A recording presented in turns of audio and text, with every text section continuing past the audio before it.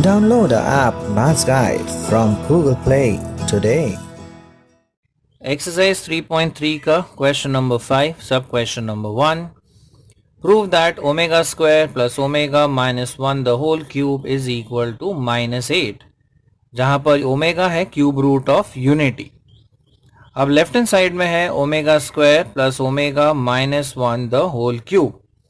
But omega square plus omega होता है minus 1 because 1 plus omega square is equal to 0. So omega plus omega square इसकी value होगी minus 1.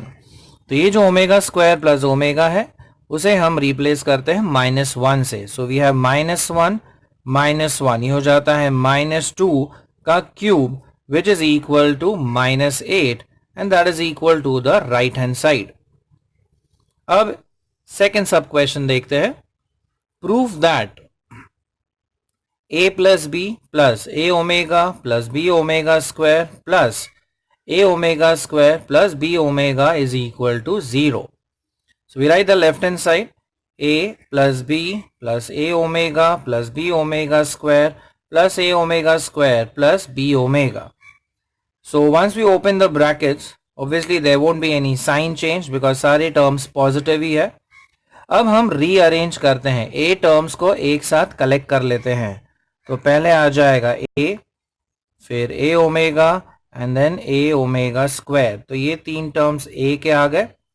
Then b वाले terms एक साथ लिखते हैं, b omega square and b omega. So we have b plus b omega plus b omega square. अब पहले तीन टर्म्स में अगर हम a कॉमन लें तो ब्रैकेट में हमें मिलता है 1 प्लस ओमेगा स्क्वायर. और लास्ट के तीन टर्म्स में अगर b कॉमन लेते हैं तो ब्रैकेट में आ जाता है 1 plus omega square. Now we know that 1 plus omega square की वैल्यू होती है 0. So therefore we get the left hand side as a into 0 plus b into 0. So that is 0 plus 0 which is equal to 0 and that is equal to the right hand side. Like it, share it, and subscribe to our channel for more such interesting videos. Thank you.